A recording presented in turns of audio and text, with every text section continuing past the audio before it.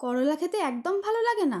এই রেসিপিটা করেই দেখো না, দেখবে এই করলার রেসিপি দিয়েই তোমরা এক থালা ভাত খেয়ে নিয়েছো।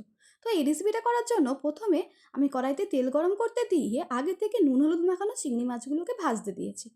তার মধ্যেই আমি আগে থেকে ধুয়ে রাখা করলাগুলোকে ভালো করে কেটে নিয়েছি আর পেঁয়াজটাকে কেটে নিয়েছি।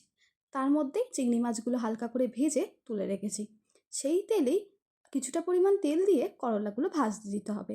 করলাগুলোয় কিছুটা পরিমাণ নুন দিয়ে ভাজতে দিয়েছি। তারপরে যখনই লাল লাল হয়ে আসবে তার মধ্যে দিয়ে দিতে হবে আগে থেকে কেটে রাখা পেঁয়াজগুলো। পেঁয়াজগুলো দিয়ে আবারও ভেজে নিতে হবে ভালো করে নেড়ে চেড়ে। তার মধ্যে দিয়ে দিতে হবে 1 চামচ হলুদ গুঁড়ো আর 1 চামচ লঙ্কা গুঁড়ো। আবারও বেশ কিছুক্ষণ নেড়ে চেড়ে নিয়ে তাতে কিছুটা পরিমাণে জল দিয়ে যখনই ফুট ধরবে তখনই আগে থেকে ভেজে রাখা চিংড়ি মাছগুলো দিয়ে ভালো করে নেড়ে চেড়ে নিতে হবে।